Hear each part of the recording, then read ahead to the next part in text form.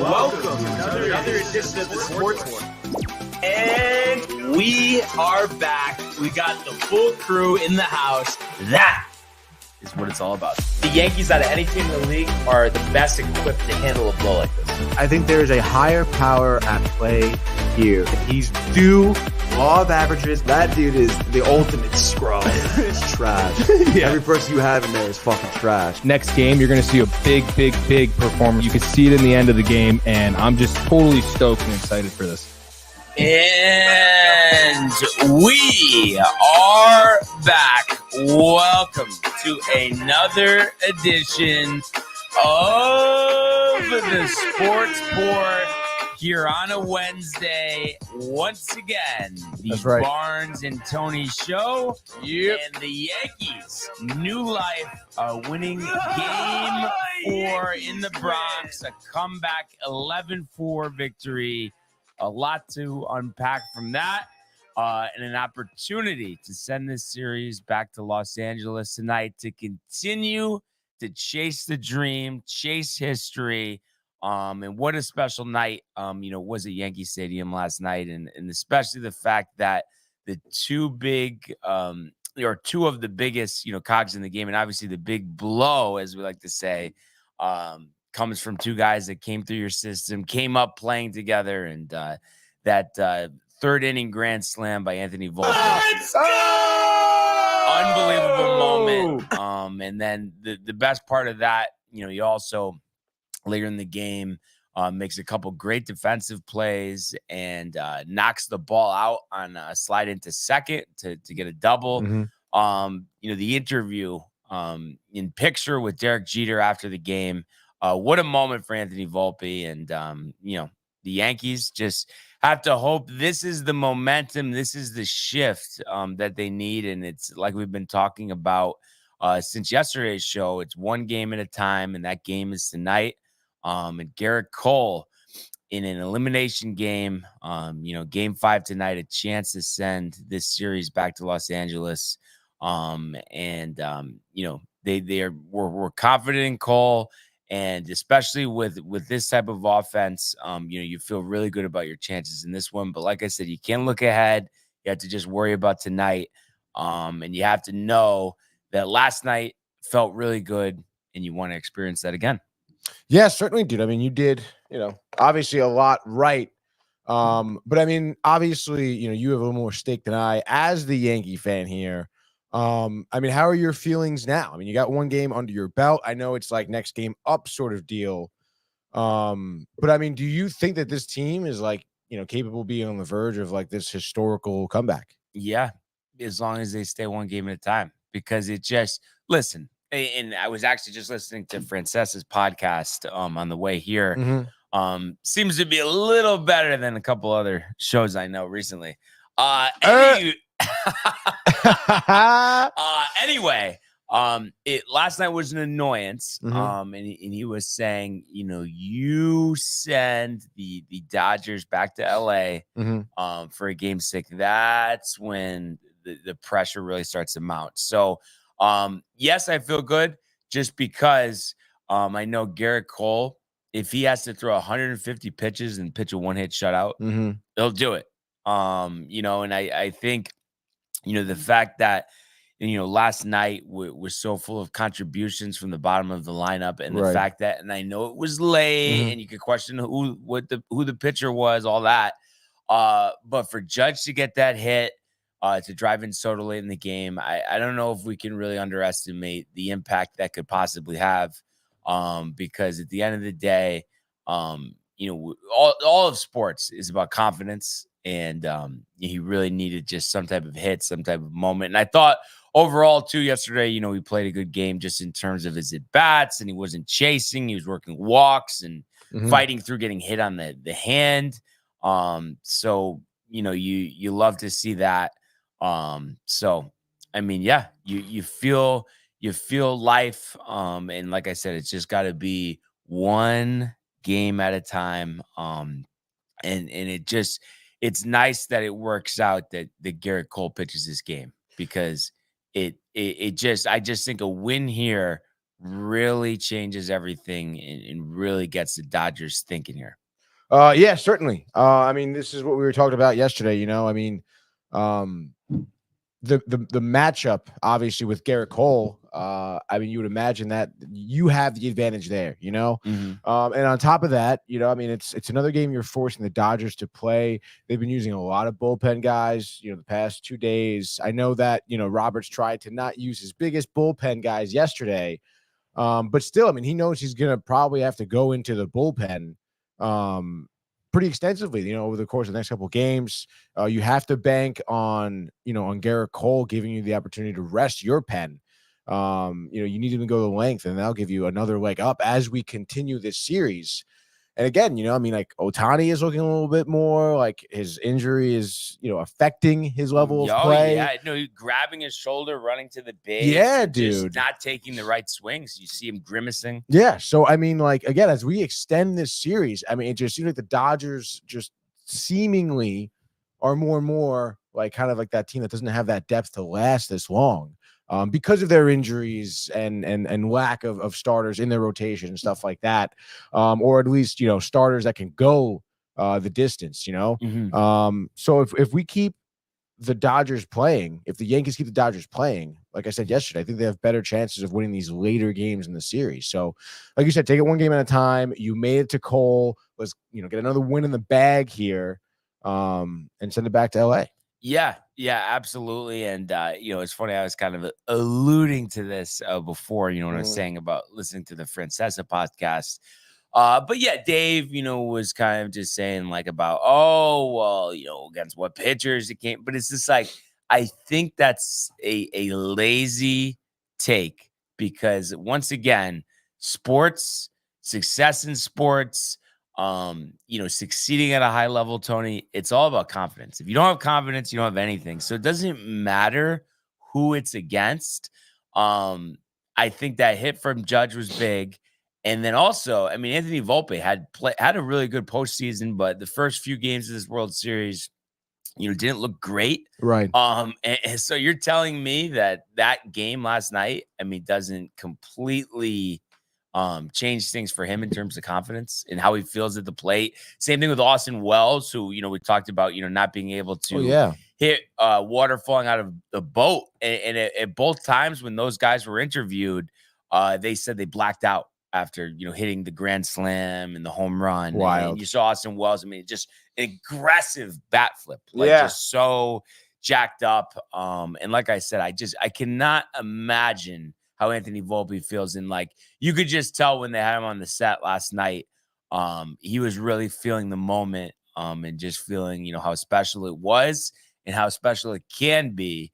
And, I know it sounds cliche, but if you really think about it, if you really focus at one game at a time, anything can happen. Yeah, and I mean that's exactly like prime example is last night. Anything did happen for the Yankees. So listen, I mean, like we're saying, if you continue to have his good at bats, gain some confidence, I mean, it's next game up. Keep taking care of business, and Garrett Cole. I mean, I'm sure he will be jacked up like he always is. But I mean, if there was ever a time to pitch like a full game shutout or something, Oh yeah, exactly. And like I said, I think he's going to give us everything he got. And they were talking on, I think Francesa said it. People were talking about it on Twitter, and I think Rick and Dave were talking about it too. I mean, you would think minimum, he's going 115 pitches tonight. Yeah, you would think so too, dude. I mean, I don't know. I mean, again, I don't know. The Dodgers here didn't seem great last night. Honestly, like I feel like they were almost too aggressive. I was very surprised. I mean, that first pitch from heel to Ohtani, he's swinging at that fastball. I don't think I've seen the Dodgers like swing at a first pitch like at all. Honestly, in the series against the Mets, like they did like the first pitch of the game, they're sitting on it, they're just staring at it, So I think that maybe they got a little too slap happy. Who knows? Maybe they, a little oversight, kind of thinking, oh, well, series in the bag. They're already talking about parade, whatever. I mean, they seem to maybe have drifted away from their strategy. Yeah, all the strikeouts. I think it was like they said 6, 7, 8. It was like 2 times, 3 times, 2 times after striking out once. Up to that point in the game. Yeah. So I mean, pretty crazy. I don't know if that was just Heel throwing his gas and then just trying to anticipate it and hit it, but whatever it was, dude, it wasn't working. And then obviously Yankees, the plate, their play was prime. Yeah. Yeah, absolutely. So a lot to talk about here, but a lot of comments. So let's start yes, there. Of course, dude. Early and often here. Josh B, early starts, LFG, maybe some life ? Obviously, in reference to who here. We will see with the prayer emojis, hashtag TCA, hashtag sports, hashtag DTV. Matthew Ryan, a little early. Kev Do, let's go. We want the smoke. Good win, he says. My mother in here says, wow, you're early. I told you my prayers would help. Now I'm going to have to call you everything they play. Whatever it takes, man. Whatever it takes. And then Tommy in the house is punching the clock early. LFG Yankees. Michael Buckta ready for Halloween says, hey, boys, didn't realize the early start.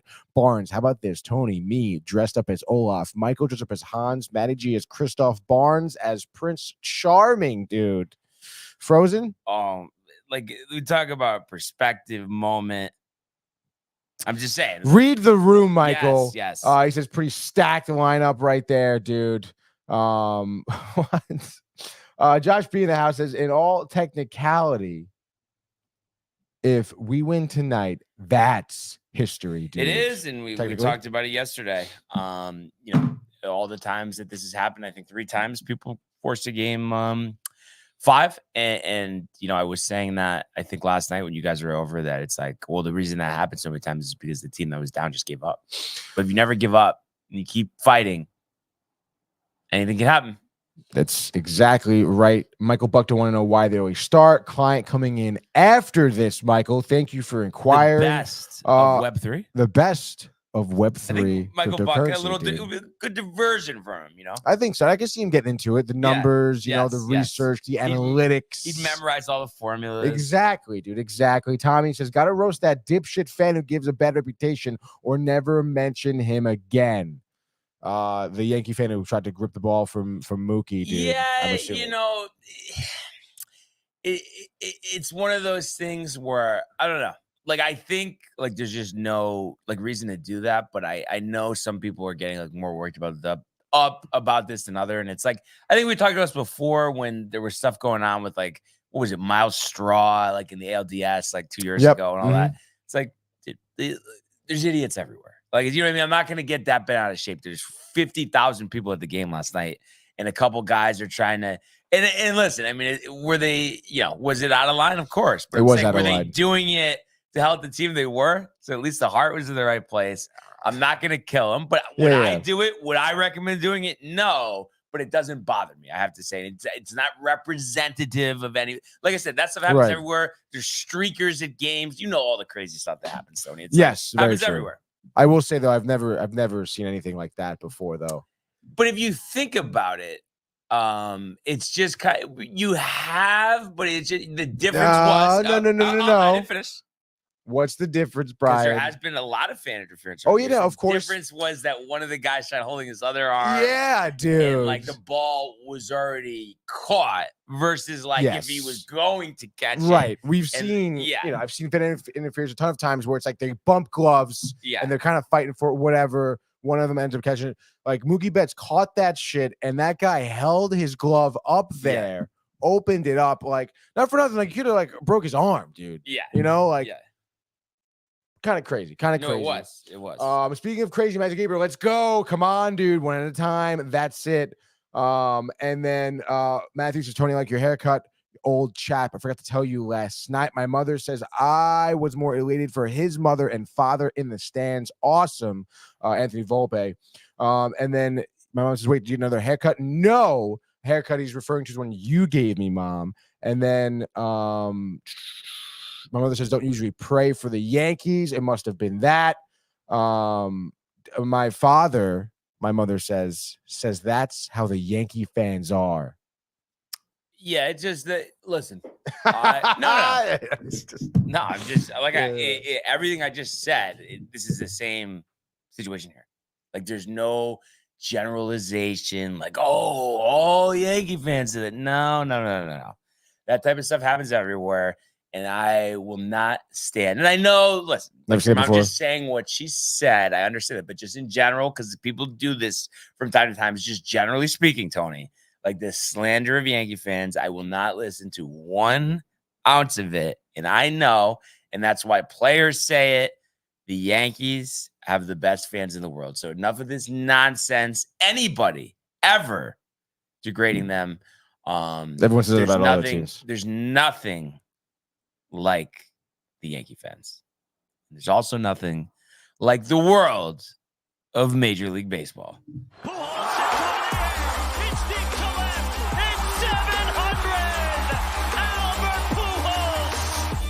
What a play! Stop it, Yep. And Alonso cracks one. The Mets win the ball game. Out of sight. And it works at 100 miles an hour. 14 strikeout. Throw deep to left field. There it goes. See ya. All right, Barnes is out of the room, so I can say this without him freaking out. But everybody knows Yankee fans are the biggest asshole douchebag fans in the entire fan base world. And nothing was more indicative of that last night, because I've never seen shit like that in my 29 years of living ever in baseball. Get assaulted, Mookie Betts. A couple comments here, though, to start this off. My mother says, yes, Barnes. Josh B., every fan base has idiots like that. They all seem to reside in the Bronx, though, Josh. Kev Do agrees with me, dude. I mean, listen, that was kind of Tony. He says, stop it laughing. Nope. You really can't exactly see. My mother knows it, Brian. A little defensive because he knows it. It's can't be done. It can't be done. I've never seen anything like that at a game on TV. Never seen anything like that. Like, literally just getting mugged out there in right field. But anyway, here, let's get to the scores, to the game itself. All right. Yankees 11, Dodgers 4 here is your final score. And I mean, boy, it was quite the roller coaster. I'm not going to lie, at least for the first 5 innings, I guess you could say. Because by the 7th inning, you kind of had a feeling, all right, you know what? I don't think the Yankees are coming back here. Especially when Clay Holmes, he was dealing, coming out of relief there. Because even when Tim Hill was in, I was like, regardless here, the scoring started off. But Josh B., show me a Mets fan that's ever done that. Won't do that? I don't think so, dude. I don't think so. There are bad Mets fans, no doubt. They are everywhere. But a little special spot. Regardless, after the first inning here at Yankee Stadium, you're kind of I just feel like getting some deja vu here. The 2-run homer, the first inning, Freeman.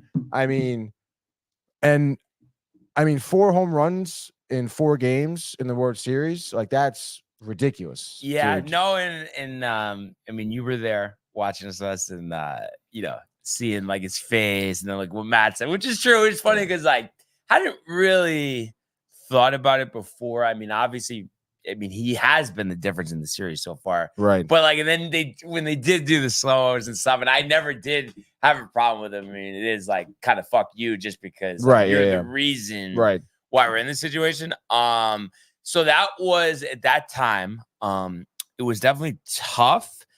But it was one of those things, and I kind of said it right after it happened, where it's going into this game, because of how bad it had been, I had said, we got to score 7-8 runs at least this game. Yeah. You know what I mean? So it was all right, this isn't what we wanted, but as long as it doesn't just completely, that's everything is momentum and stuff. And right there, it was okay, so at least for a couple innings, it has to stay just at 2 for the Dodgers. They can't have 4 in the first, 6 in the first, 7. And then it's okay, we're kind of fucked.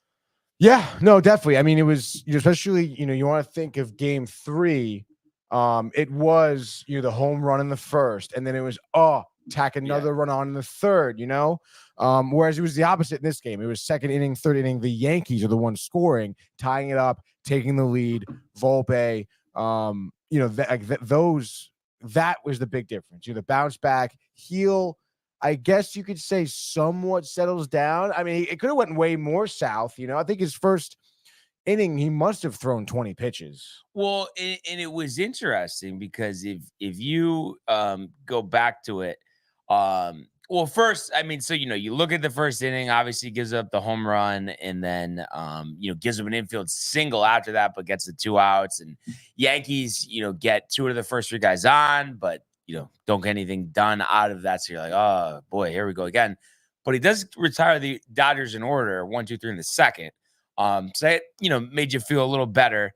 Well, I guess technically it wasn't 1, 2, 3, but they get the 3 batters in a row because of a double play. Another nice play by Volpe, by the way. Oh my God, that was a great play. So, that gave the Yankees, a little momentum there. Rizzo did strike out looking to lead off the second, but then Volpe works a walk, still second. And it's like so nice. And I understand, especially these playoff games, you don't want to, I mean, we've seen it enough this year, make outs on the bases, but I do think there is something to sending Volpe more. It's just a weapon. It just puts you in better position to score. So love to see that he had stolen 2 bases last night. And then you had one of those things again with base running. So after that, Wells, it seemed like might have left the building, and it just misses going out. It hits the top of the wall, but Volpe, bad read, slips. I mean, typically on something like that, I mean, he's walking home from second. But he only gets to third because he gets a bad read. So then you're like, oh, second and third, 1 out. Verdugo up, and he hits it well right at the second baseman, Gavin Lux. But it was, luckily Volpe got a good jump there running, and they don't even make a throw. So, it's 2-1 there. Glaber flies out. Third inning, Heel goes 1, 2, 3 again. So then you're thinking like, wow, like maybe he's actually going to give us a really good performance. But of course, you're still chasing one there. Soto strikes out, which was surprising, chasing a slider, low. But then Judge gets hit, and that made you a little nervous. It was on the hand, but I think it's just one of those things. Like this time of year, it doesn't matter. Like you're just going with it. Like no matter how bad it hurts. Jazz singles, brings Judge to third, and then Jazz steals second, which was big. Stanton walks, but then Rizzo pops out the short. So you're like, got the bases loaded. Touch. Are we really going to leave these things stranded again? Anthony Volpe, an absolutely legendary grand slam. First pitch, slider low, gives the Yankees a 5-2 lead, and a lead, Tony, that they would never relinquish. So obviously the magnitude of that, and they kept showing the pictures, Volpe, the 09 parade, and just what a moment for him. Yeah. Oh my gosh. And so then you get out to the fourth. Heel works around a 1-out walk, so he gets through 4. So you're thinking, wow, like maybe he's going to give us a couple more innings. But the Yankees, little bad luck in the fourth. Verdugo singles, but then Glaber rips one, but right to second, so they get a double play. Soto grounds out, end of the inning. Heel to so he's feeling pretty good. He's up in the count. I think it was a 1-2 pitch to Will Smith. He hits it out. So all of a sudden, this comfortable 3 run lead. Now you're getting a little nervous. Tommy Edman walks. They're like, fuck this. Tiny's coming up. Tim Hill comes in the game. So it's like finally Hill coming into this spot that we thought would be good for him in game 1. Gives up a single to Ohtani first pitch, but then gets a force out at second on a ground ball. Freddie Freeman appeared to ground into a double play. What a play by Volpe on that one. But of course, the challenge overturned, run scores. Clay Holmes comes into the game and gets Teoscar Hernandez to fly out. So 5-4 going into the 5th inning. Yankees, nothing on the board in the bottom of the 5th there. Judge reaches on an error. Chisholm walks, but then they get a strikeout and 2 flyouts to end the inning. Clay Holmes, another 3 outs, 2 on strikeouts. So this is where, for the Dodgers on offense, things change in terms of, they really weren't striking out before this. Then they start striking out a ton, expanding the zone. So 1, 2, 3 in there for Clay. Bottom 6, Austin Wells absolutely tanks one. I believe it was on 2 strikes as well. Yep. A fastball up out of the zone. I think it was 96 miles an hour. And he just, the bat flip, I mean, just so intense, so 94. fired up.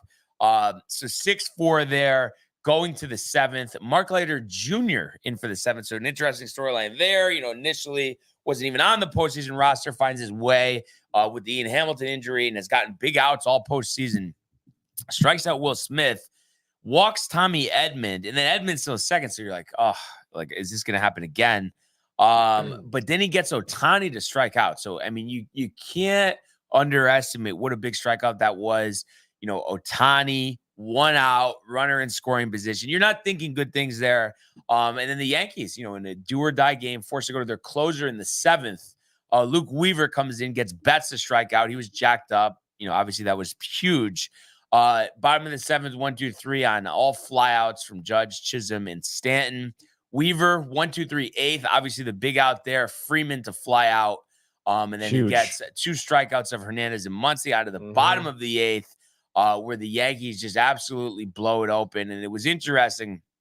Started with a Rizzo ground out, but then Volpe, the double, the slide into second. And it was funny. I hadn't seen a play like that really almost ever, where it was like, seemed like it's like the throw beat him, but it was like, I guess, just not long enough for him holding onto the ball. Like, I don't know if I'd ever seen someone's head cause, when you do the slow-mo replay, see it, the ball to come out after he'd already it's like a weird thing. Like, do you think it was literally like he holds that ball for like a quarter more of a second that they would say he was already out? Like, it was like, definitely, that was crazy. Yeah, no, it was crazy. I've never seen that before either.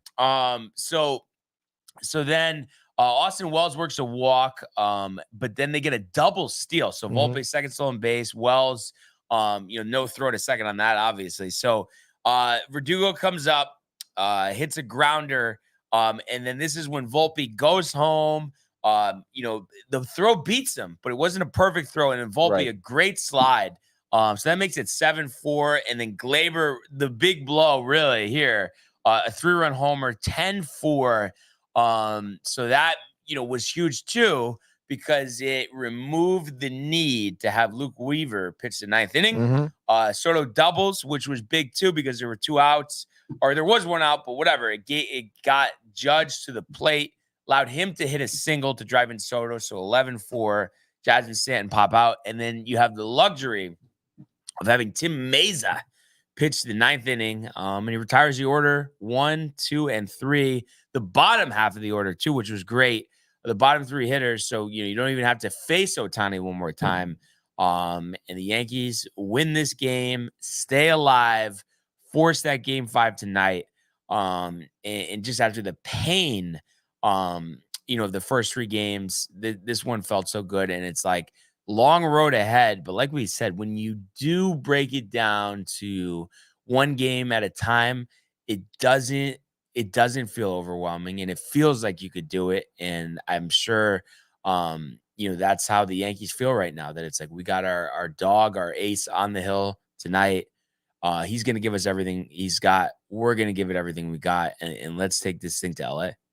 Yeah, dude. I think that this game was very indicative of them having that feeling. I mean, obviously, if you look at it you have to come back from down 3-0, it seems like way more of a daunting task. You take it one game at a time. You take it as you face every pitch, every pitcher. You look at it like that.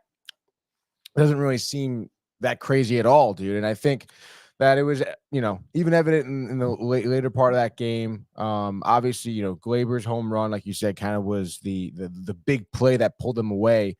But even having that Judge single, like tack on that extra run, the way I think the Yankees were celebrating, Judge's RBI right there, I think obviously was, I think a point where now like Judge could almost again, get back to center, and feel confident. Exactly, dude. And I think that you've seen the entire dugout be excited knowing what that extra run tacked on meant.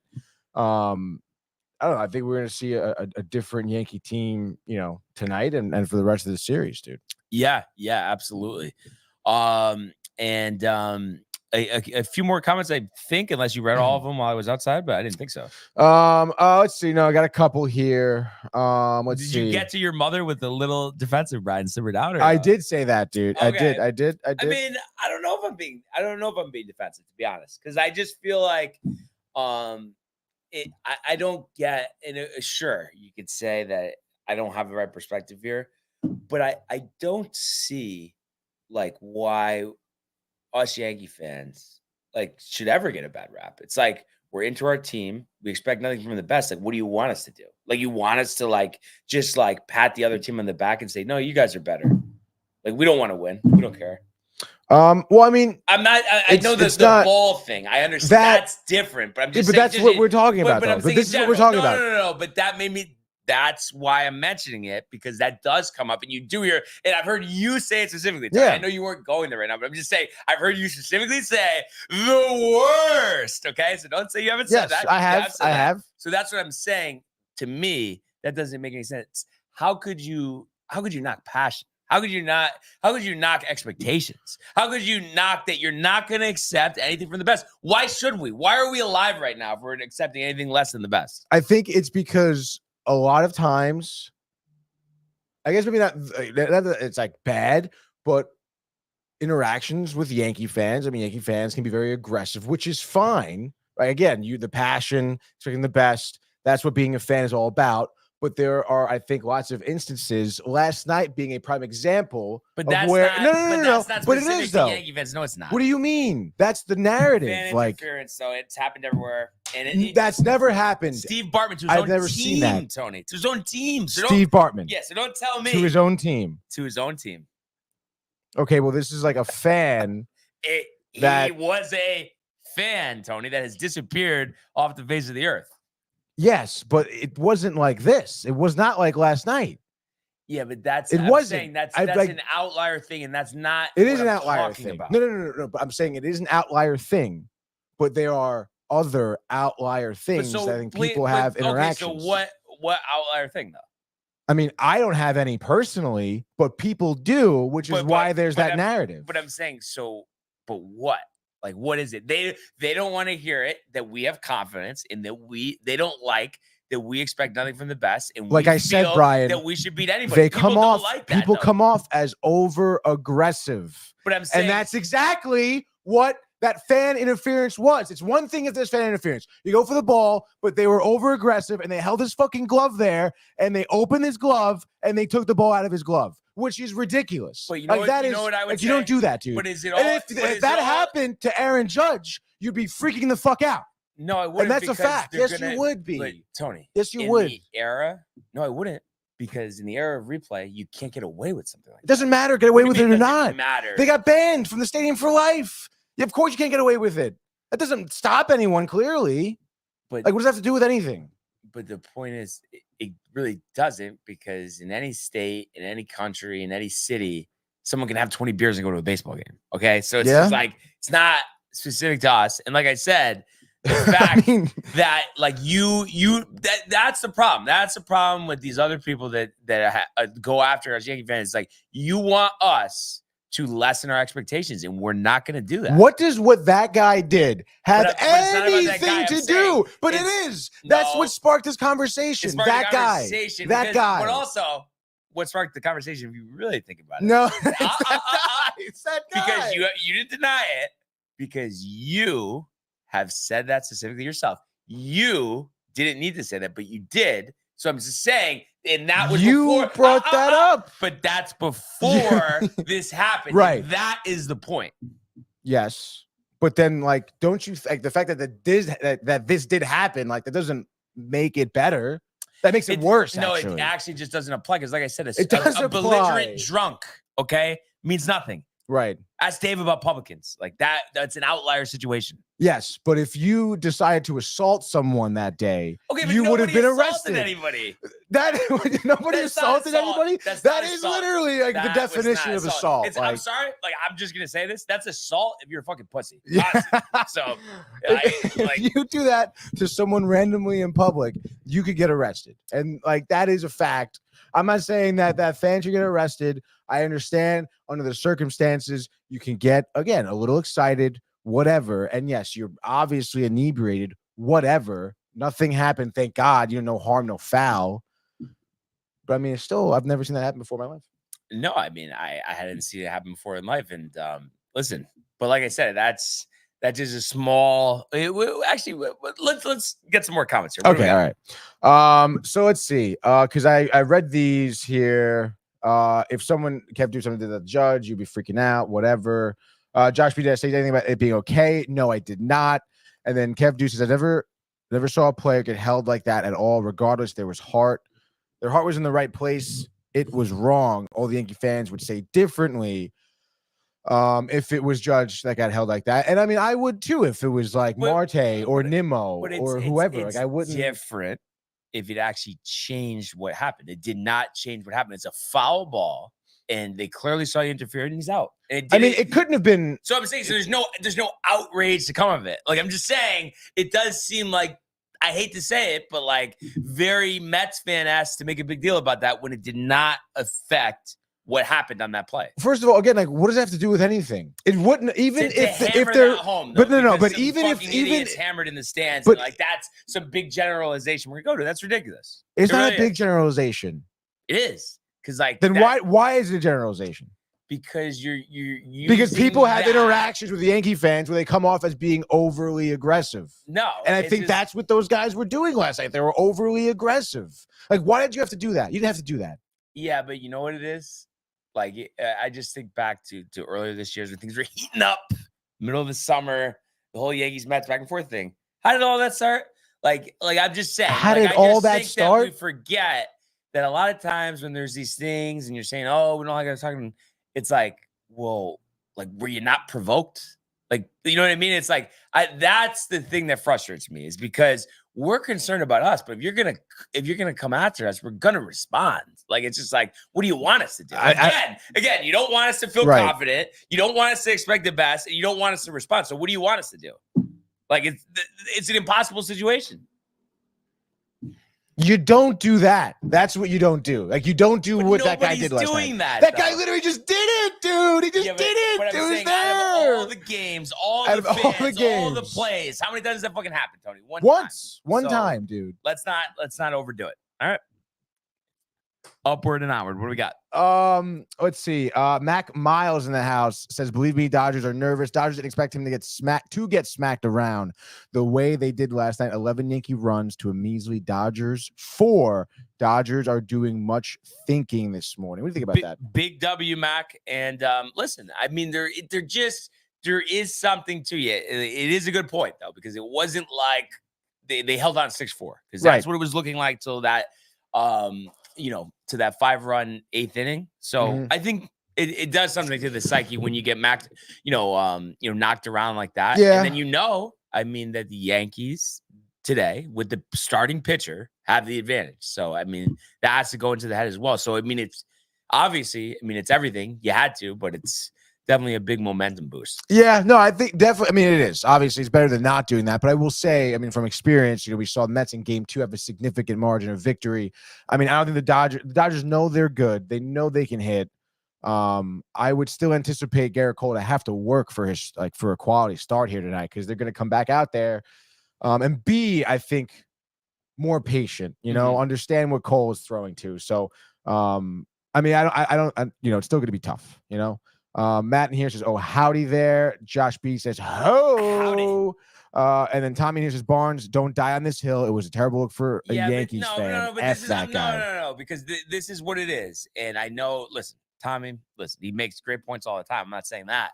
But this is something that pisses me off in life, when people get it's like all a show. Okay, like we have to act so offended. Like anybody saying, especially like if you're a Yankee fan, that you're so offended by that last night. It's like, it's one fucking person out of, 2 people, two people out of millions of people. Let's talk about dying on a hill. Let's not overemphasize that point. Okay, like I told Tony like a couple years ago, there's idiots everywhere. That whole thing means nothing. He doesn't represent us. They don't represent us.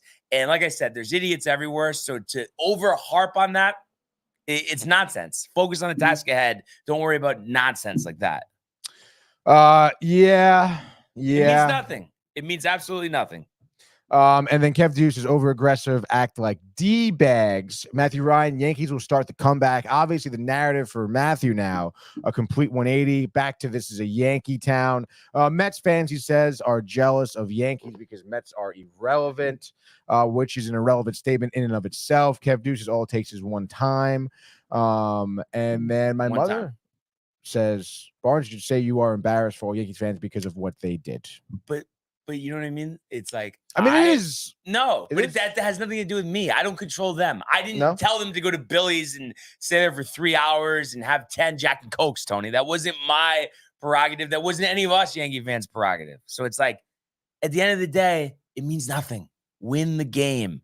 Like that's the sideshow bullshit that pisses me off when people focus on shit like that. That means absolutely nothing. And clearly it didn't, because they were down when that happened. And what do you know? They went 11-4. So it was irrelevant. Josh B says Matthew Ryan is the reason why we look like shit. But see, I don't know. See, again, too, I feel like everybody gets too jacked up about Matthew Ryan. Like, he's going to say what he's going to say. You can't stop it. You know what I mean? That's like telling the alcoholic that, like, he's not going to go to rehab. He's been drinking 20 beers a day for 10 years. And like, oh yeah, he'll be fine. Like, it's like, no, like, that's not how it's not reality, Tony. I'm saying you're and listen, take it away from this situation, but can you at least just reason with me, just in general, that fake outrage bothers you? It does. I'm not talking about this specifically, but I'm just asking you. Fake outrage is bothering me, but I'm telling you right now, like, I don't have a dog in this fight. Like, I don't care. Sorry, Met fan or not. Like, I'm neither a Yankee or a Dodgers fan. Like, I think it's disgraceful what they did. I hate when people throw fucking trash on the field too. Like, what the hell are you doing there? Like, I think, like, you shouldn't have to tell people not to do these things. You know, again, fan interference, we see all the time. It happens. That wasn't just fan interference. All right. Like, they knew what they were doing. They knowingly did that. Like, whatever, dude. Like, I think it's unacceptable. It should not happen. And unfortunately, yeah, like, I think it does. I mean, I feel like that's the narrative around anything, you know, any group of people that's represented, all, like Kev Dude does say, unfortunately, all it takes is one bad egg or one bad instance. That's what people remember, which is unfortunate. It is unfortunate because I've been to Yankee games where I have absolutely no problem. I've been to Yankee games, well, you know, I do have some problems, you know, and that happens in almost any stadium you go to if you're an opposing fan or even if you're whatever, dude. So like that shit happens, but I will say, I mean, that from last night, I mean, it's crazy, unacceptable. And those guys obviously being banned from Yankee Stadium for life, I mean, obviously are feeling the brunt of it, so they got what they deserved. Like, that's that, dude. Yeah, but I'm saying it just at the end of the day, it's not, but what I'm getting at is, like, it's not a big deal because, okay, there are two individuals out of how many people that were at that game and how many people are Yankee fans, and it doesn't change, but it doesn't change anything, Tony. It could, though. Need to, no. But see, imagine. No. You could say after, but I'm just saying it doesn't change anything because we all know, Tony, we don't live under a rock. We know that you're not supposed to do that. So to drive, like, I'm sorry, but it's like, yes, blowing this up is Dave Rothenberg City. I mean, no, it's not, dude, because it is ridiculous. And I think maybe you're just honestly underselling it, because if I'm an outfielder and I have to worry about that, like, not for nothing. Have to worry about how many games have been played and that happened one time. So I don't give a shit, though. But I'm dude, saying, not for nothing. I guarantee you, it doesn't matter. No, let me finish now, Brian, because you fucking spoke. I don't give a fuck about Bartman, because I guarantee you, dude. No, it's not over dramatizing. Because I guarantee you, there's probably going to be some asshole at Dodger Stadium near the outfield who's going to grab Judge or grab Verdugo or grab whoever, dude, and then it's going to be a big fucking problem. Okay, because that's what's going to happen. And then there's going to be outfielders who play this game and are going to have to worry about that, dude. And then it becomes a problem. Like, it's not a problem until it is a problem. But the fact that this guy started it, like, it was unnecessary. It's causing unnecessary things, and it could potentially lead to some more stupid nonsense down the road. So it could be a big thing. And again, like, an outfielder, a professional ball player should have to worry about that at all, dude. But the point is, it's like, so crazy stuff happens at the stadium all the time. What?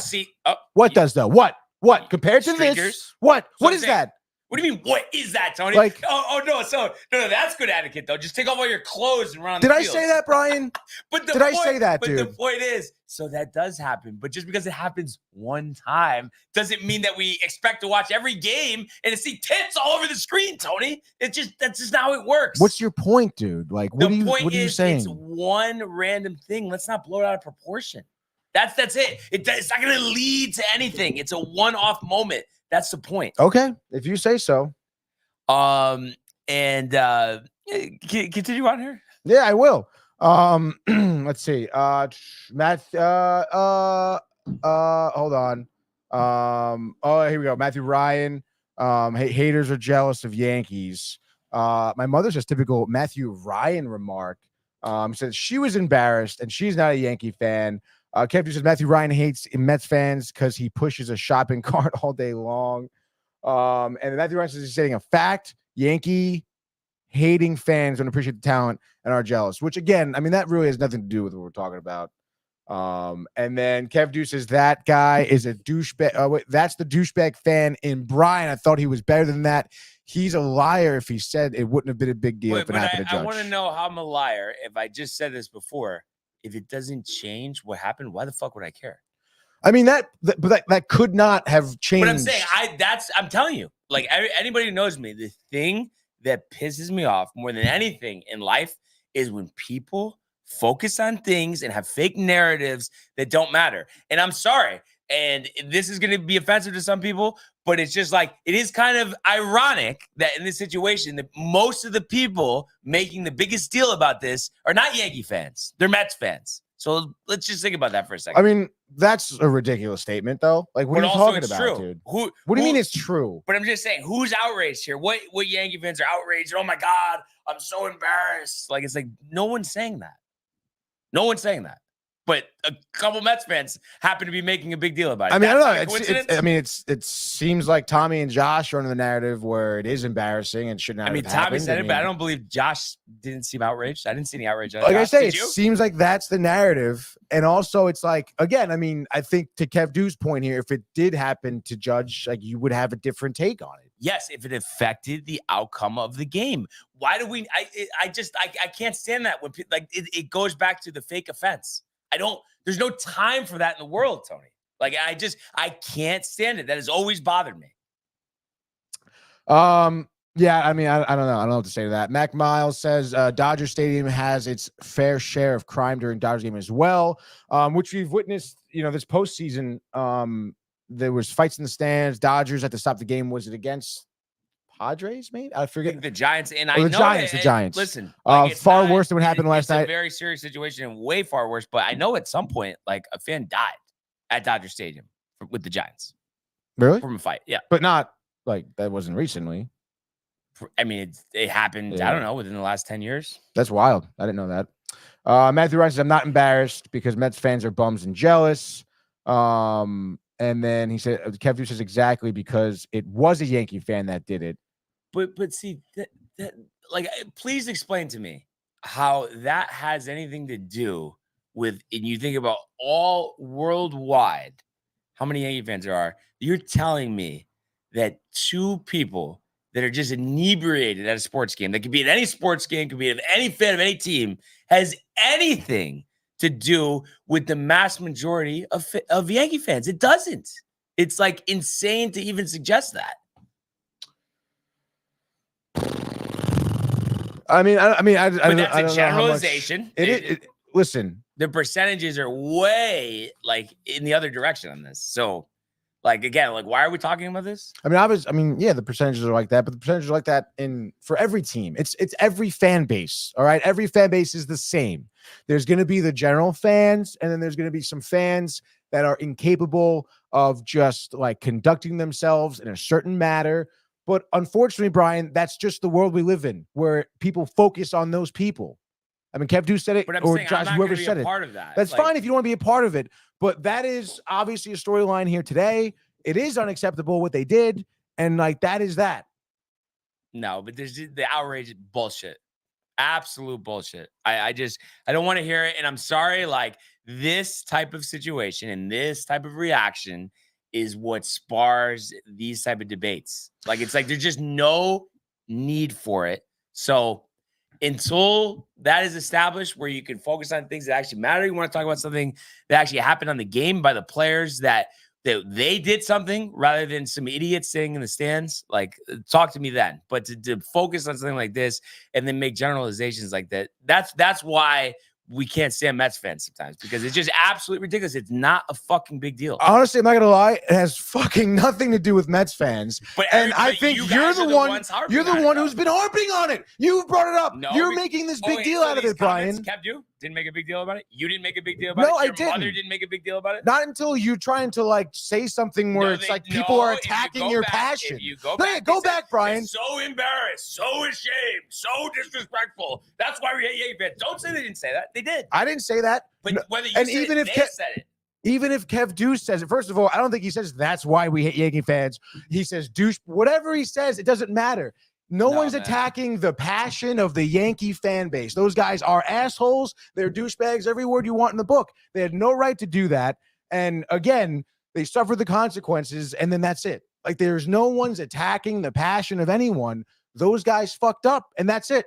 But the problem is, it was made to say that those people represent us, and that's the most ridiculous thing I've ever heard. I don't think anyone's saying that.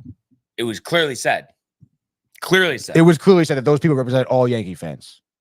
Yeah. Who said that? Who clearly said that? Go back to the comments. I mean, show me who clearly said these two represent all Yankee have the fans. Technology available on my computer right now. You can scroll back to the comments, Brian. It doesn't always work sometimes. Oh my! I'm just saying it. What I'm just saying, it's like again, this is what frustrates me too, because then we're gonna go fake outrage and stuff, but then to top it off, we want to have no accountability for what is said. So it's like, of course, that's why it was annoying.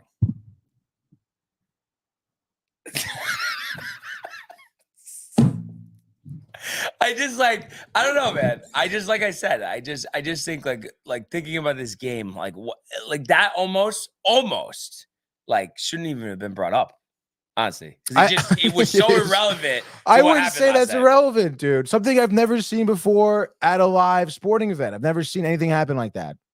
You know, but I think you could reason with me, Tony. Like, I would have been okay with, like I've never seen that before. That's crazy, but not disgrace, represent all Yankee fans. Yankee fans are terrible in my day. Like, it's like, shut the fuck up. I mean, honestly, anybody who says that. No, like, I mean, listen, insane. It's one thing if you just say that for no reason, but again, I mean, I think people do have interactions with the Yankee fans where they come off as overly aggressive, and people don't like that. What do you want? I don't know. But you're gonna like that's again another thing that I don't like, because this happens in all walks of life. My number one pet peeve is people that are, you want to talk about aggressive, but like, let's take a step back. Like, what's happening here? It's like a shot was fired first, but then the person on the other side of this is not going to like it because they don't want to hear it themselves. They're okay saying it, but then when something's said about them, it's a completely different ballgame. No. That's not how it works. I mean, I don't know if you're referring to the Met banter, but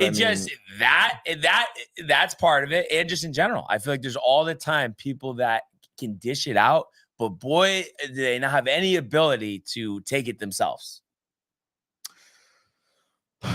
Yeah, I guess. I mean, I don't know. I think it just seems like this whole thing is getting blown out of proportion now, specifically in this room. Yeah. What do we got here? Let's see. Tommy Donovan says kind of funny. Dodger Stadium tried to take out Judge. That is karma. LOL. It's pretty interesting that no one's really talked about the freaking curb there. And then Kev Dew getting tight at Matthew Ryan because he keeps talking about Kev Dew and Mets fans. And then Kev Dew says, "Don't mention my name anymore, Matthew Ryan." My mother says that's totally not true. We're just saying that you should be appalled as a Yankee fan and be not playing it off as incidental. Please, I would just love to know why I should be appalled. Like, why I shouldn't even think about this for a second.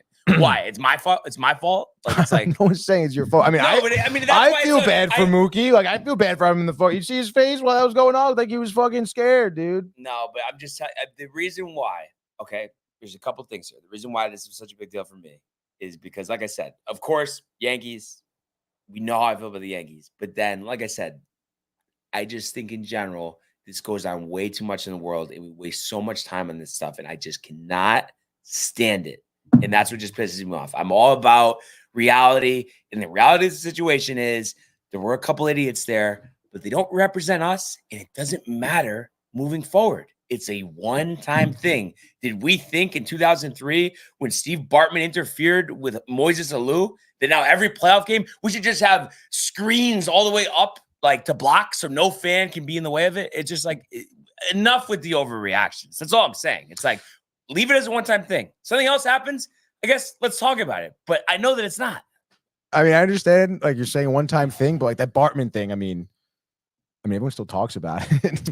It still is like a thing, you know, like. But it's just like, I don't know. But to say that I just don't like, especially when like you're not a fan of the team, and then you're telling me that I need to feel bad about it. I'm not fucking feeling bad about it. It's not my fault. Like, are you kidding me? Like that's insane though, Tony. No, why should I feel bad about that? No, I get your sentiment there. I get your sentiment. Yeah, like wow. But I mean, I feel bad for Mookie Betts, dude. I mean, dude, I mean, when they were showing that shit in slow-mo and the guy's like prying his glove open, dude, it's just, I mean, it's funny. It really is, dude. It's just crazy. It's crazy. It's more funny, Tony, than appalling, offensive. Like, enough with the offensive shit, okay?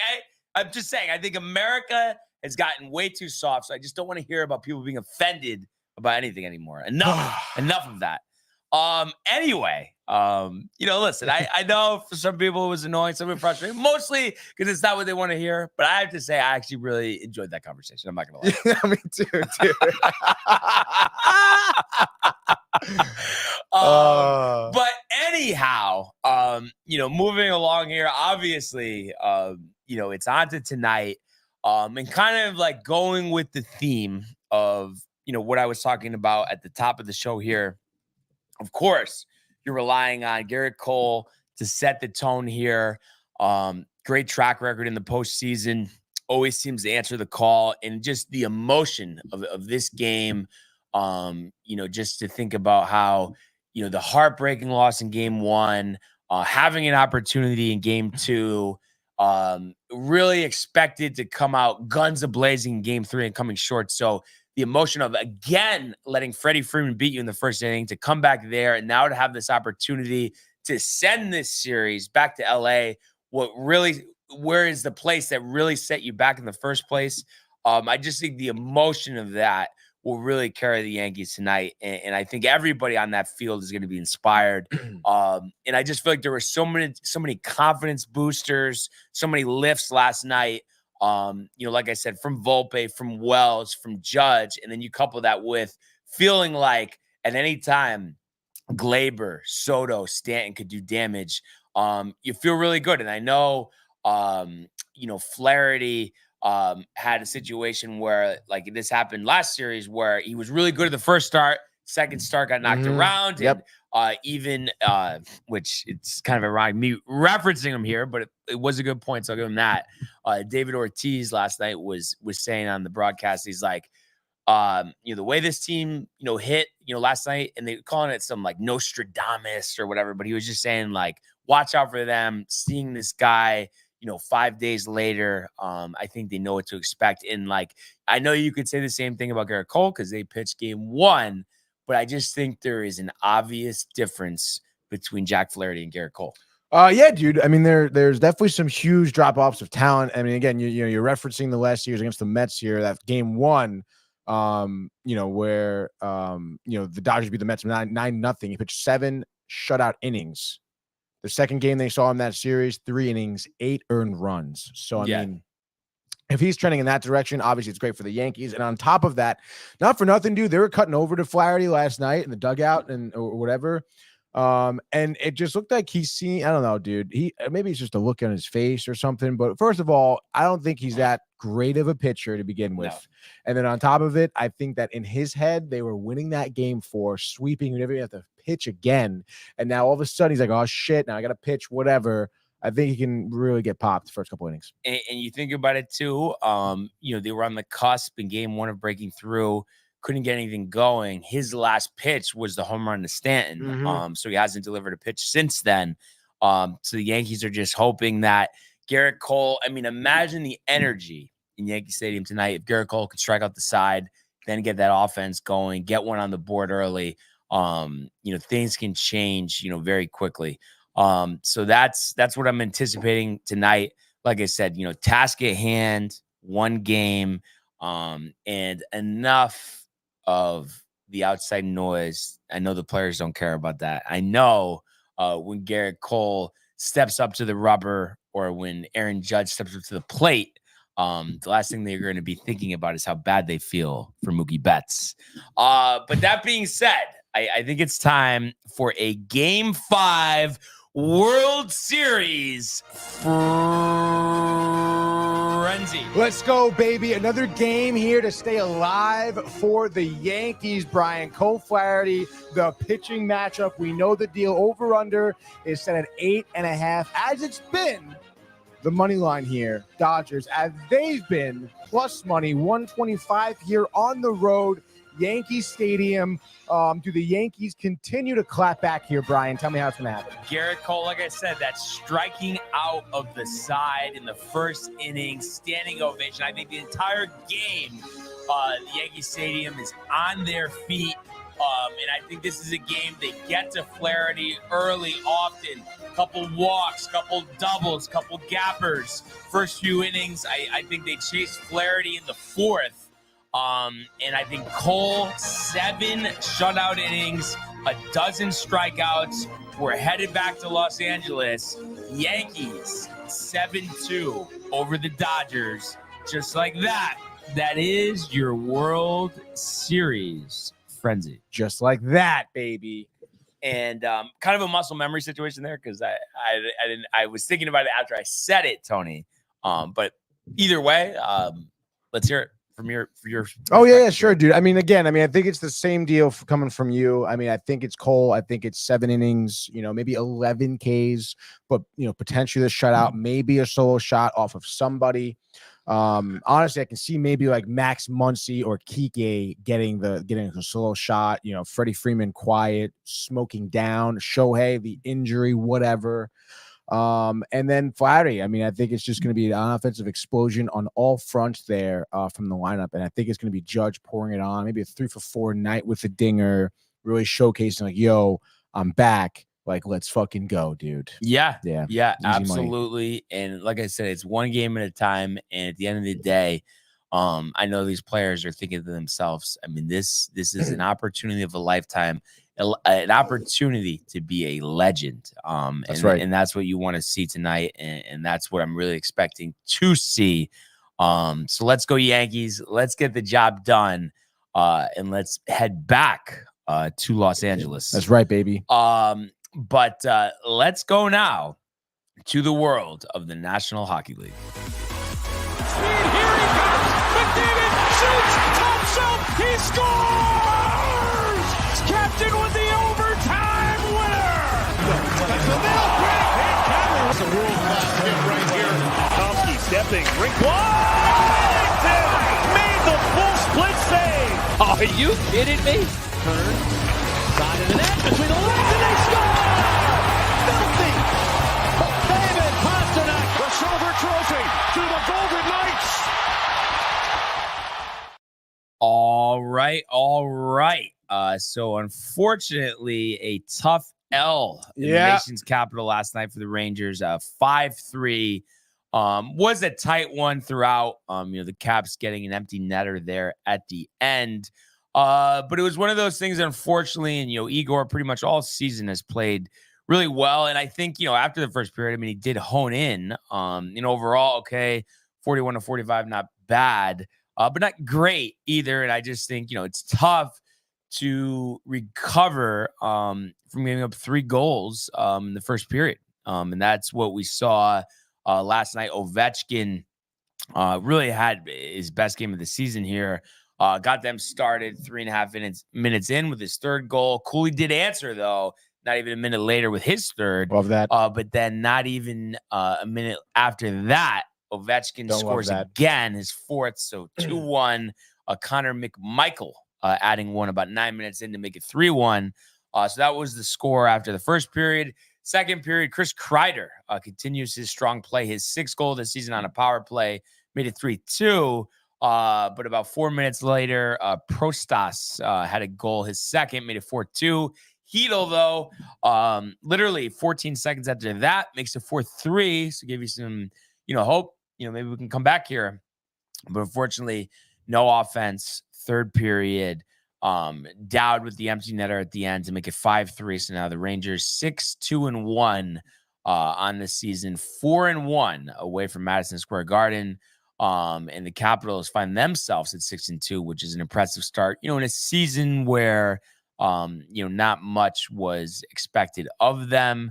And it looks like, so the Rangers, off today, That's right. Off tomorrow, and then home against the Senators on Friday. That's right, dude. So, and good, you don't have to pay any money for the scouts to see Brady Tkachuk in action here. Yeah. So it'll be interesting to see that one, but definitely an opportunity to bounce back. And Tommy also was mentioning the Rempe fight, which I saw, had that on the alternate screen last night. What was your thoughts on that? I mean, it's just kind of the same thing, but then again, like what is it? What did it do? I mean, no, he didn't do anything actually, dude. And momentums, but yeah, no, but he, like, in my opinion, kind of lost that fight. I mean, listen, I don't know, dude. I mean, he obviously is brought up here specifically, especially with the way, he's been kind of on, I guess, the headlines for the Rangers, getting brought down to Hartford for a little bit, getting some good minutes, getting brought back up into the lineup. And of course, I guess the reason why Laviolette, really wanted him, Rempe, that is, in the lineup is because, the Capitals are certainly one of those teams, one of those few teams around the NHL that have, that kind of older style of play where they have big bodies, obviously a lot of veteran players, but bigger bodies, play physical. Dan McElrath, being a prime example of that, 32 years old, 6'4", 220. And in my opinion, I mean, just kind of outfought Rempe there again, especially in that point of the game too. Where you maybe you have some goal exchanges here. You need a momentum shifter. Could have been nice if Rempe just absolutely knocked out Dylan McElrath here, but instead it was him on the receiving end of a few jabs and whatnot, getting his face all red and bloody. And it seemed like that hyped up the Capitals bench more than anything, because obviously the narrative of with Rempe being that physical player that likes to fight a lot. So I don't know, man. I mean, the whole Rempe thing, you're kind of excited for it at first because he's coming up again in the outdoor series against the Islanders, fighting Matt Martin there was crazy. And then you're fighting Reeves from Toronto. You're fighting people in the Flyers, and you're making an impact. But then it's like when people see you play and you're not that great.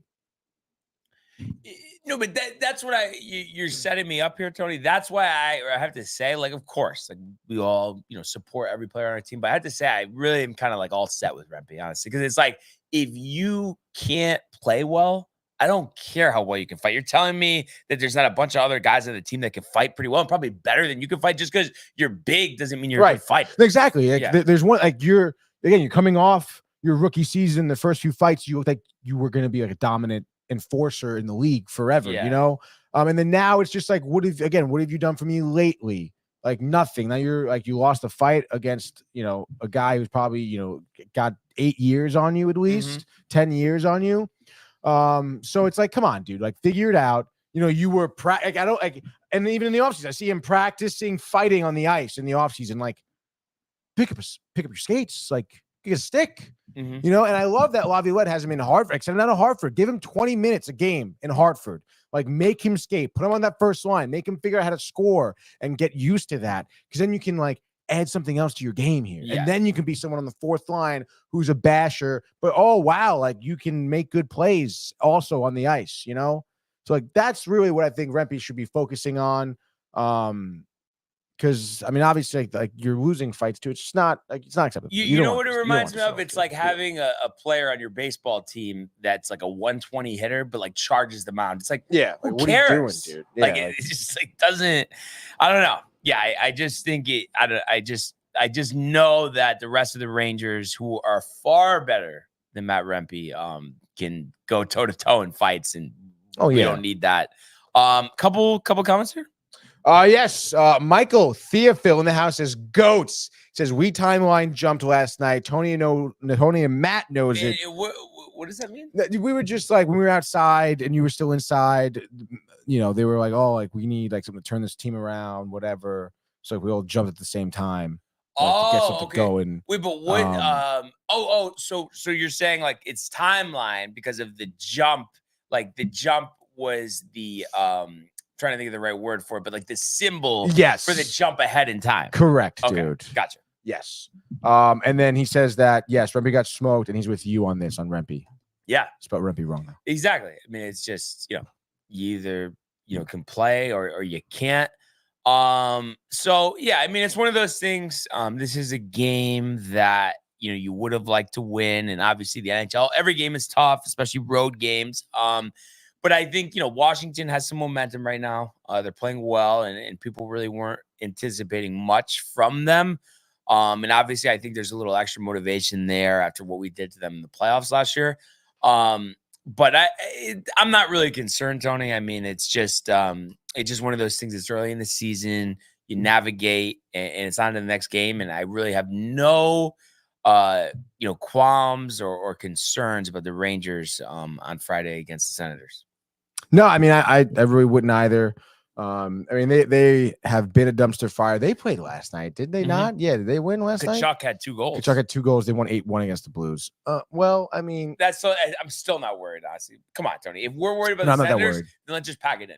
Let's just not even try. Hey, listen, dude. Senators were my dark horse team last year. Totally blew it on me. But if Omar can get it together, I mean, that's a serious goaltender right there. Like, I don't want to see Anton Forsberg starting, even though he's been getting most of the starts. And I guess maybe Blues, backup tender, Hoffer. Why didn't they start Binnington? I don't know. They brought him in third period, I guess. Too little too late. 8-1.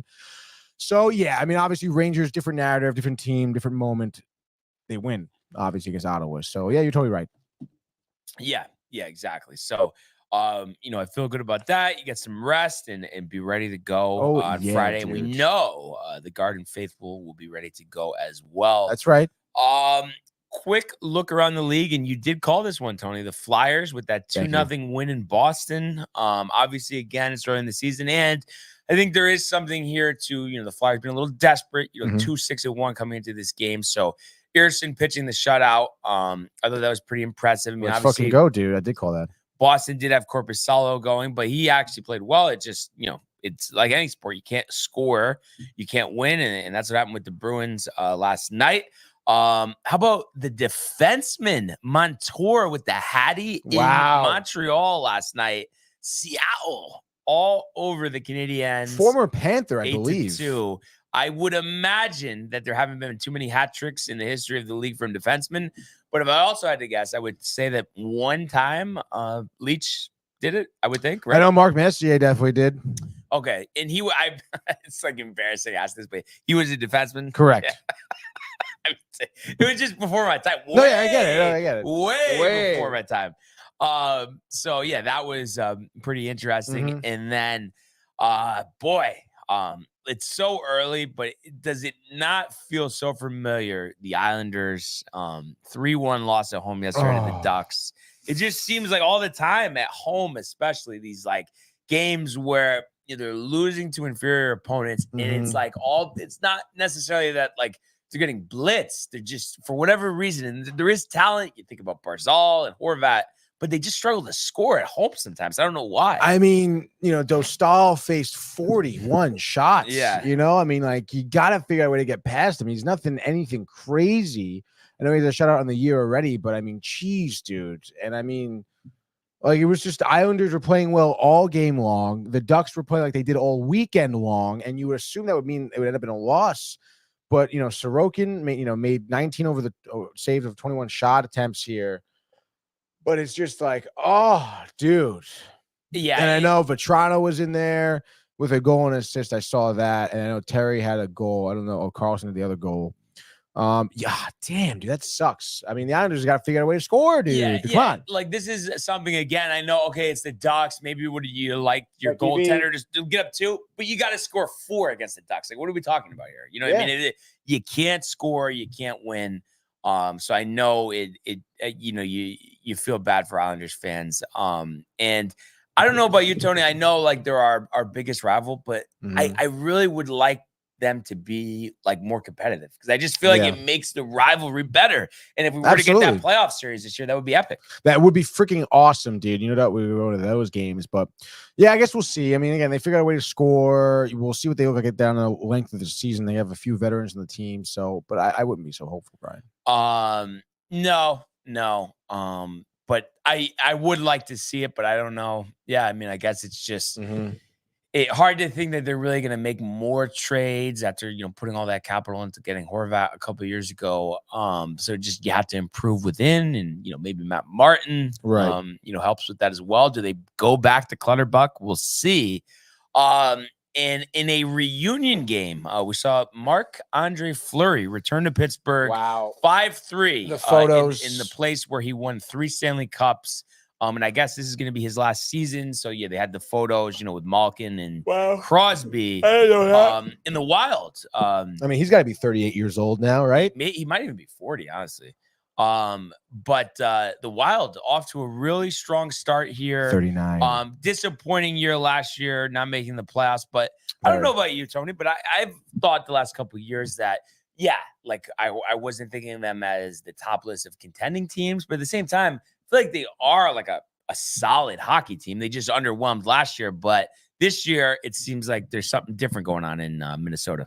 Yeah, no, I think so. I mean, last year, they relied a lot on Matt Zuccarello too to be good for them to get to that level, which is great. But Boldy and Kaprizov here have been great. Eriksson Ek has been around the league for a while. I just feel like, maybe they're, Jonas Brodin, Marcus Foligno, Marcus Johansson. I mean, those guys, I don't know. I think their bottom 6 are just like, I don't know. They need more depth to their team. I mean, Jared Spurgeon, he's been around forever, 2 defensemen for Boston. Obviously, he's great veteran talent. Ryan Hartman, the name sounds really familiar, but Zach Bogosian, again, another guy who's been around for a while, 34 years old. Buffalo for a long time. I know he was with Tampa Bay with their for a couple cups, I believe, as well. So I don't know. It's interesting. Maybe they could use some more youth. I don't know what their young players look like on their team.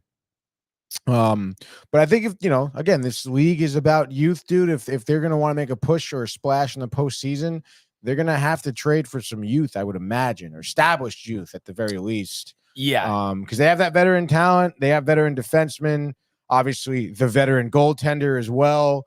So they have that down. But, I guess we'll see what they could do. Again, if they're playing right, if they're hot at the right time in the postseason, yeah, they can knock off some teams. But I think they're going to need some more youthful talent on this roster. But yeah, and I think youthful or, just somebody who is just a big-time performer, big-time goal scorer. Because I have to say, you put somebody in the mix that maybe they acquire someone, and I don't know who that is. I have to look, through the players. But you acquire a pretty big name here, and you pair him with Kaprizov and Zuccarello. I mean, yeah, I think you got a pretty good shot to win a playoff series. Yeah, I think so too, dude.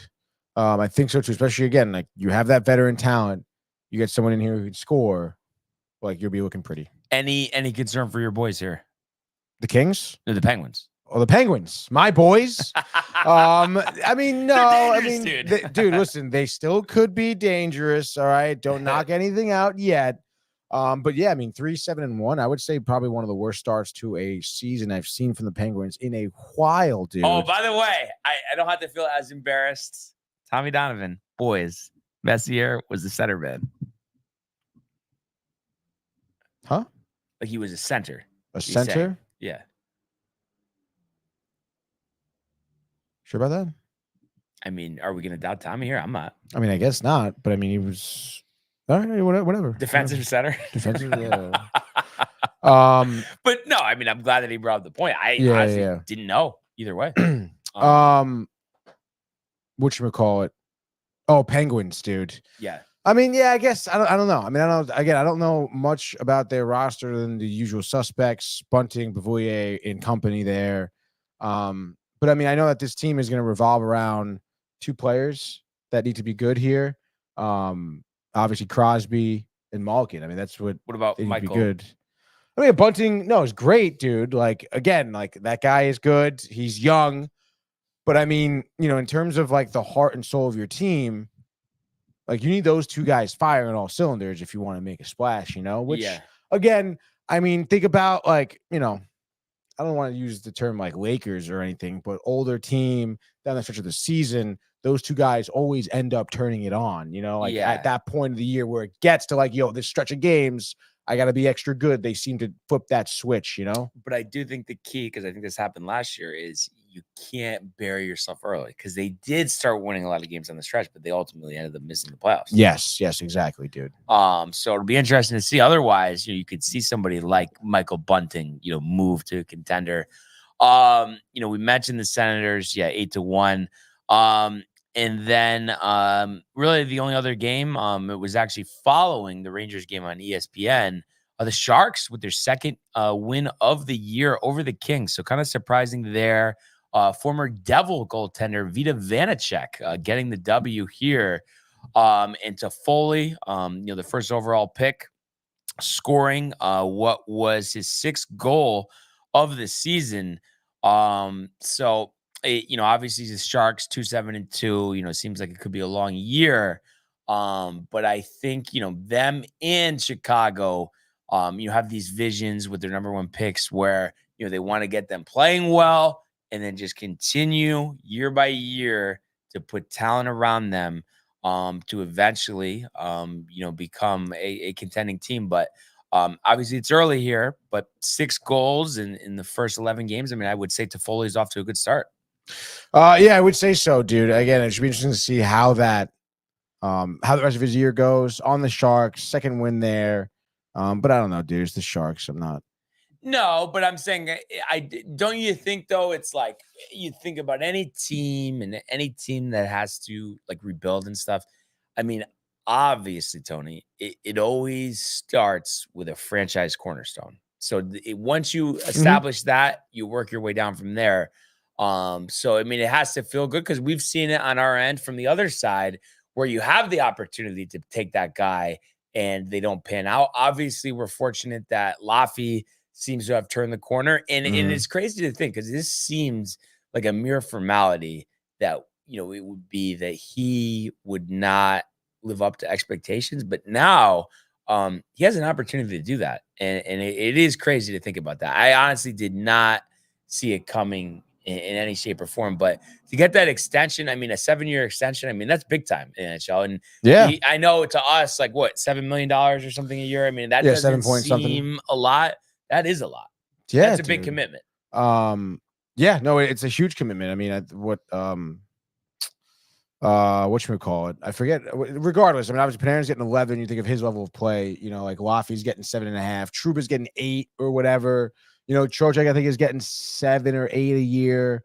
Like those, that's an upper echelon. Like obviously the Rangers have a lot of confidence in Lafreniere, and expect him to do obviously really well over the next 7 years. And it's interesting, and also Tommy could chime in on this if you're not exactly sure, but I just noticed this because they were showing this with some other signs and stuff. Do you know why NHL, like when they announce like a contract, gives the annual value per year instead of the total? I don't know if you've noticed that. Like they showed it with Lafreniere. Oh, it's a 7-year extension. 7.7 AAV.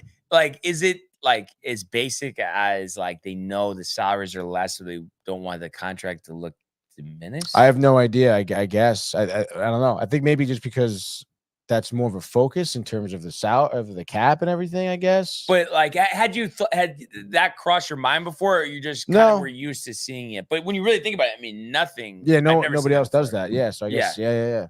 I guess that is interesting. And I mean, it is a shame though too, because if that is the reason, it's I wholeheartedly feel that it's a shame that they are not compensated more, but I know that there is that general sentiment that around the corner, I mean, that is coming. And because we still have not had $20 million per season on anybody yet, right? No. But I mean, that must be around the corner, I would think, right? I don't know about around the corner. Bedard could be the guy, right? By the time he gets ready for a contract. I don't know, dude. You think it's still that? Because what's the high now? Is it 16 or 17? I think it's like 15. I don't know. I just thought like it's like because Draisaitl, right? Leon Draisaitl contract. He's the highest paid annually. Yeah, 14 million. But I don't know why. Okay, so Austin, but it says Austin Matthews 16.7. Oh yeah. Yeah. And somehow William Nylander gets 13.8. I know he's good, but like I don't know. I just didn't know that.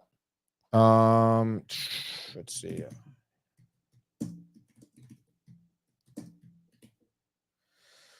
I guess it is Matthews. Well, no. This was. I'm showing 24, 25. Oh, That's this okay. season. Maybe that was from last season. Yeah, it must have been. But 16.7, and it is this thought about the cap has to do with like upcoming TV money. Yes, correct. I think they're going to renegotiate at some point. I think we're at that point. The PA Because I'm trying to think the new is this the third year, right? This is the third year of hockey back on ESPN. The third year. That sounds right. Because last year wasn't the first year. It was 2 years ago. And then the playoffs, Rangers meet us watching all the playoffs for the first time. That was on ESPN, and that was definitely the first year. Yeah. That was it. Year. Yep, definitely. You think they've grown at all with the presentation, the cameras? I mean, compared to where we started? Because I know that was a big talking point when they first took over the coverage for you. Yeah, no, I think so. There's still some instances where it's just like not good. But I think I think the broadcast in general they've gotten better at like how to cut, a hockey game, which is good. And I do think McDonough does a good job for ESPN. Sean McDonough's always done a great job. Yeah. For sure, dude. And it was something, I feel like he hadn't done in a while or ever. But he's really taken that role very well. So it'll be interesting to see, how that happens with the salaries and whatnot. So Rangers, like we said, off till Friday. And then we have 5 or 6 games tonight. You got Islanders, Blue Jackets in Columbus, Jets, Red Wings in Detroit, Lightning, Avalanche in Colorado, the Utah Hockey Club hosting the Flames, the Golden Knights at the Kings. And once again, they're showing ticket prices as low as $19. And then the Devils at the Canucks. So decent slate here as hockey season continues to roll on. But let's jump into it. Let's do a Wednesday frozen frenzy.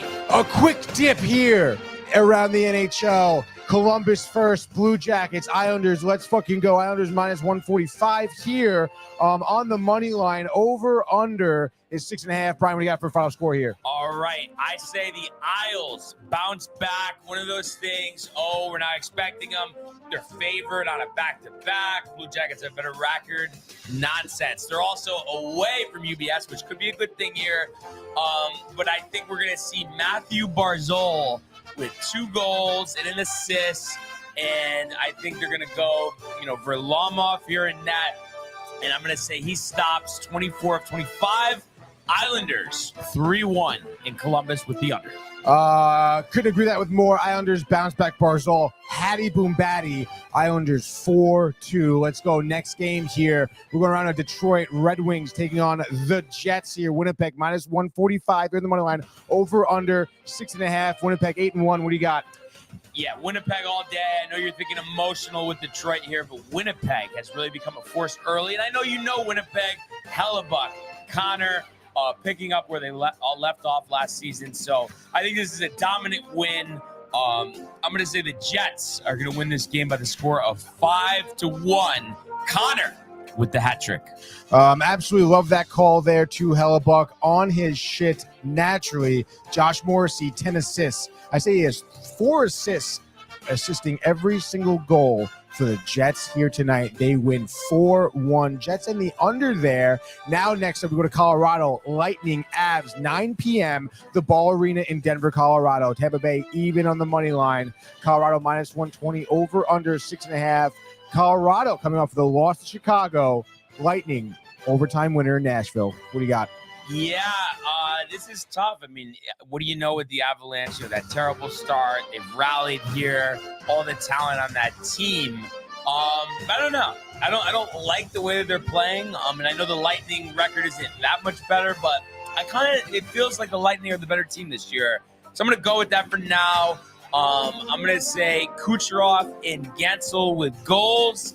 And I think the Lightning win a tough road game here, 4-2. So it would be the Lightning and the under.